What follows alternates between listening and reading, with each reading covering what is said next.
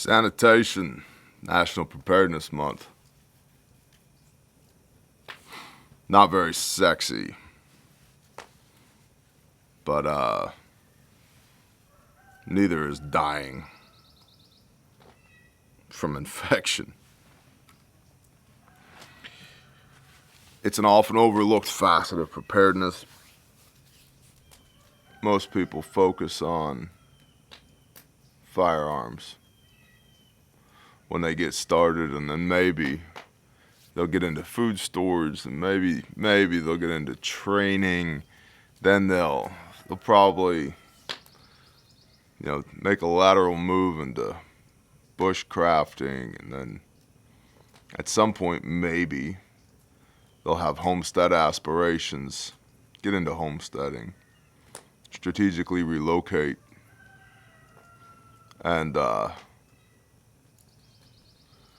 then start to figure out, wow, this is a lot more work than I thought it was going to be. Get overwhelmed, and then realize that it's a lifestyle. You got to live it like a lifestyle. If you don't live it like a lifestyle, it'll rob you of your joy.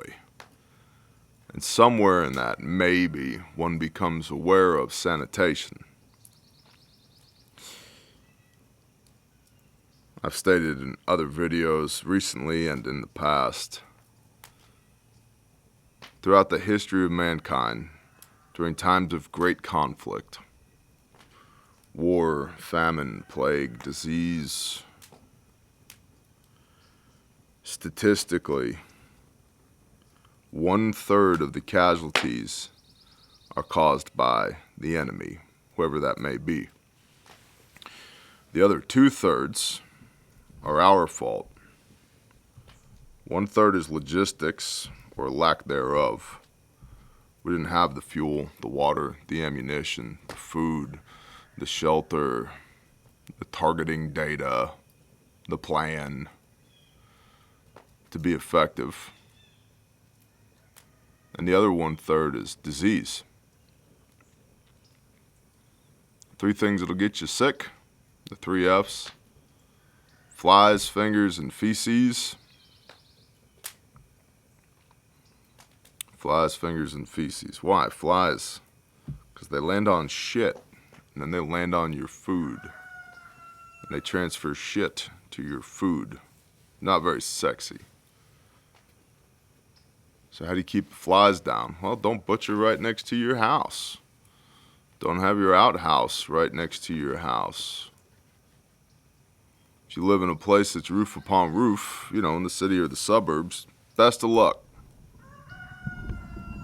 Decomposition, it's a thing. Flies lay their larvae into decomposing flesh, which then gets filled with maggots, which then turn into flies. I know, it's not sexy. Ew. Pfft. We're talking about surviving the end of the world as we know it, and people get queasy at the mention of maggots and shit. It's natural. And because it's natural, dig a hole, poop in the hole, cover your poop. It's basic. It's in the Bible. You shall have upon your kit a sharp implement. When you have to poop, go outside the camp, dig a hole, poop in the hole, cover the poop in the hole. For the Lord your God, Yahweh your Elohim, walks amongst you.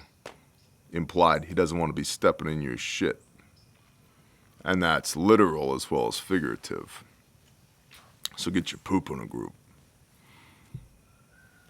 Flies, fingers, unwashed hands.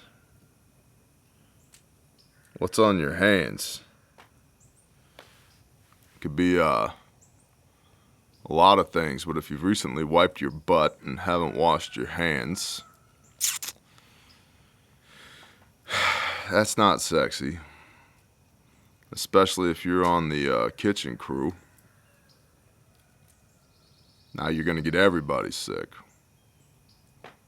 So implied task, have a way to wash your hands. Soap, water, disinfectants, bleach, although it has a shelf life. You can get those bleach pods, bleach tablets. Those are cool. You can make soap. If I was to butcher sheep and render the fat, between that and this fire, I've got everything I need to make soap. Maybe that explains the parable of the red heifer a little bit better now for you. The waters of purification. Yeah, they made soap. Yup. They made soap.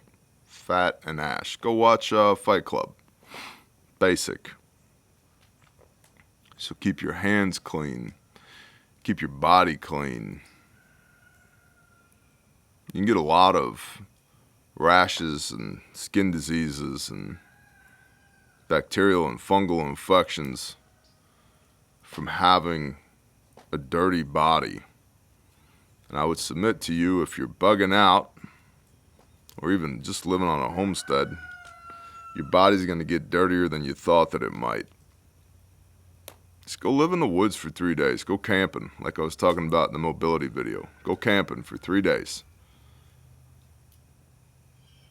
Do your best to not use running water. Procure water from the creek, the river, the pond, the lake, from the dew and the grass in the morning, from rainwater, maybe even from a spring. Look for the sycamore trees. Procure water. Wash your body with it. Keep track of how much water you use. Something as simple as a bar of soap goes a long way. I keep a bar of soap in a Ziploc bag in my rucksack, my bug out bag. Why? It's soap. It's pretty important.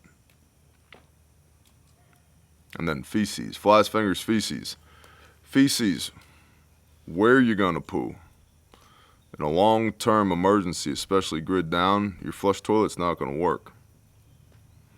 You can make a composting toilet with a couple of buckets and a lid.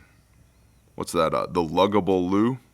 If you're feeling like you need some retail therapy, the luggable loo. Luggable Luggable loo. It's a bucket with a potty lid on top of it.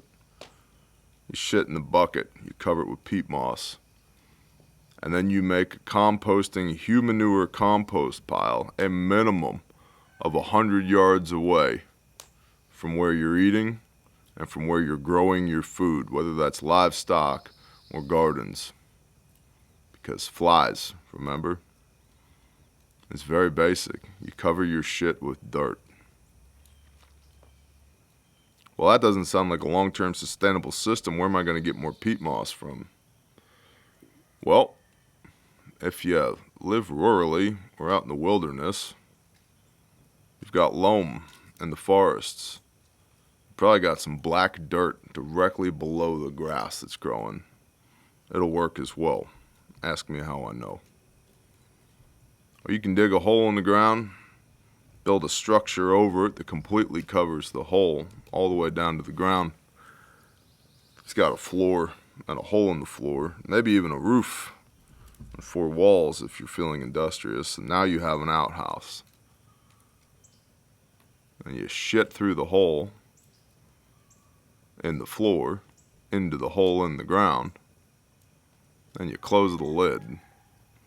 Make sure you got a pipe for ventilation so that methane doesn't build up and you explode if you get in there and light a match or flick your bick. Don't want that to happen. So outhouses and composting toilets, it's a thing. It's been a thing for a long time. Way longer than flush potties have been. Chamber pots? Maybe. You're literally carrying around disease. Meh. Not a fan. So sanitation. Where are you going to butcher and process? How do you keep the flies away from your house? Away from your living? Even if you're living under a tarp or in a tent while you're bugged out, how do you keep the flies down? You don't want to butcher right next to where you're living anyway, especially if you're in the wilderness, because the scent of that is going to bring other predatory and scavenger animals in. Don't want that. So, you process animals away from where you live. You need to have a plan for the offal. We burn ours. You can bury yours. Works great in a compost pile. Yeah, but I read in a book it works great in a compost pile. Ask me how I know. Fingers. How are you going to keep your hands and your body clean? It matters. It's not just vanity. It's important. You know, I keep a fingernail and toenail trimmer in my kit, in my rucksack as well. An ingrown toenail will slow you down just as much as a sprained ankle will. Going back to mobility. So you got to keep your body clean. A bar of soap goes a long way, and yeah, you can make soap. Soap's cheap. Soap's super cheap. Get you one of those big Rubbermaid totes. Just buy a couple extra bars of soap every time you go to the store. Throw them in a Rubbermaid tote. Also remember that soap has a scent. It can attract animals. It can attract people if you're not careful. Now, feces. Where you gonna go to the potty when the balloon goes up? Again, most people don't want to think about that because it's icky. You're not getting daily deal emails from Palmetto State Armory with peat moss and buckets and toilet paper in them, right? Need another gun. I need more ammo. I need a cooler optic. I need. No. I guarantee you're going to need to take a shit during the apocalypse. I hope you never have to shoot anybody. Sanitation. Put some thought to it. Y'all have a blessed day. Shalom.